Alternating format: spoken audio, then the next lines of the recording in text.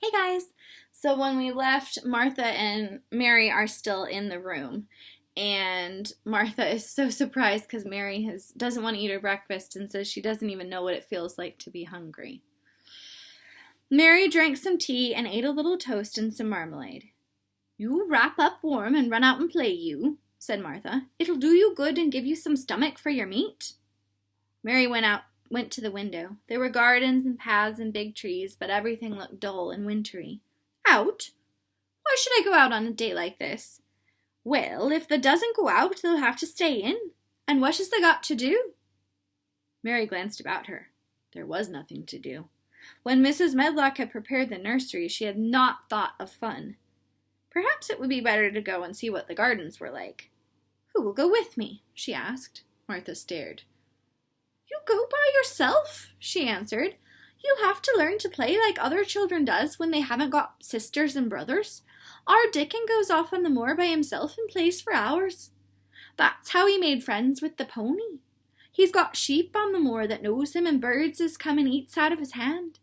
However little there is to eat, he always saves a bit of bread to coax his pets."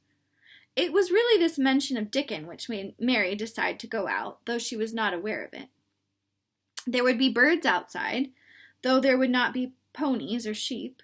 They would be different from the birds in India, and it might amuse her to look at them. Martha found her coat and hat for her and a pair of stout little boots, and showed her way downstairs. "If they goes round that way, they'll come to the gardens," she said, pointing to a gate in the wall of shrubbery. "There's lots of flowers in summertime, but there's nothing blooming now." She seemed to hesitate a second before she added, "One of the gardens is locked up. No one's been in it for 10 years. "Why?" asked Mary in spite of herself. Here was another locked door added to the 100 in the strange house. "Mr. Craven had it shut when his wife died so suddenly. He won't let no one go inside. It was her garden. He locked the door and dug a hole and buried the key. There's Mrs. Medlock's bell ringing. I must run." After she was gone, Mary turned down the walk which led to the door in the shrubbery. She could not help thinking about the garden which no one had been into for 10 years. She wondered what it would look like, and whether there were any flowers still alive in it. When she had passed through the shrubbery gate, she found herself in great gardens, with wide lawns and winding walks and clipped borders. There were trees and flower beds and evergreens clipped into strange shapes, and a large pool with an old gray fountain in its midst. But the flower beds were bare and wintry, and the fountain was not playing. This was not the garden which was shut up. How could a garden be shut up? You could always walk into a garden. She was just thinking this when she saw that at the end of the path she was following there seemed to be a long wall with ivy growing over it. She was not familiar enough with England to know that she was coming upon the kitchen gardens, where the vegetables and fruit were growing. She went toward the wall and found that there was a green door in the ivy and that it stood open. This was not the closed garden, evidently, and she could go into it. She went through the door and found that it was a garden with walls all around it, and that it was only one of several walled gardens, which seemed to open into one another. She saw another open green door, revealing bushes and pathways between beds containing winter vegetables. Fruit trees were trained flat against the wall, and over some of the beds were glass frames. The place was bare and ugly enough, Mary thought, as she stood and stared about her. It might be nicer in summer when things were green, but there was nothing pretty about it now. Presently, an old man with a shovel over his shoulder walked through the door leading from the second garden.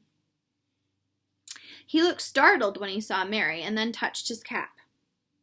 He had a surly old face and did not seem at all pleased to see her, but then she was displeased with his garden and wore her quite contrary expression, and certainly did not seem at all pleased to see him. "What is this place?" she asked.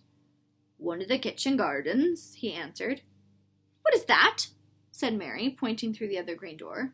"Another of 'em," shortly. "There's another round the other side of the wall, and there's the orchard on the other side of that." "Can I go in them?" asked Mary. "If thou likes, but there's nought to see." Mary made no response. She went down the path and through the second green door. There she found more walls and winter vegetables and glass frames, but in the second wall there was another green door, and it would not open. Perhaps it led into the garden which no one had seen for 10 years. As she was not at all a timid child, and always did what she wanted to do, Mary went to the green door and turned the handle. She hoped the door would not open because she wanted to be sure she had found the mysterious garden. But it did open, quite easily, and she walked through it and found herself in an orchard. There were walls all around it also, and trees trained against them, and there were bare fruit trees growing in the winter-brown grass. But there was no green door to be seen anywhere. Mary looked for it, and yet when she entered the upper end of the garden, she had noticed that the wall did not seem to end with the orchard, but to extend beyond it, as if it enclosed a place on the other side. She could see the tops of trees above the wall, and when she stood still she saw a bird with a bright red breast sitting on the topmost branch of one of them, and suddenly he burst into his winter song, almost as if he had caught sight of her and was calling to her. She stopped and listened to him, and somehow his cheerful, friendly little whistle gave her a very pleased feeling, even a disagreeable little girl may be lonely.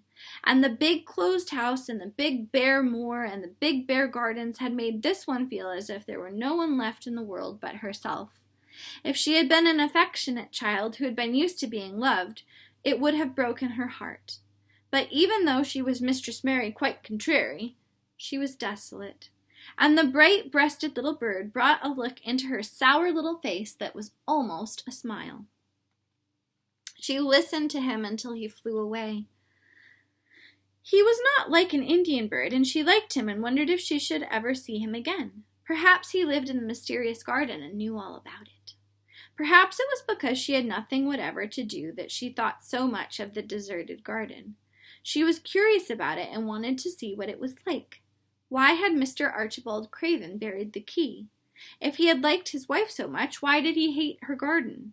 She wondered if she should ever see him, but she knew that if she did, she should not like him, and he would not like her, and that she should only stand and stare at him and say nothing, though she should be wanting dreadfully to ask him why he had done such a strange thing.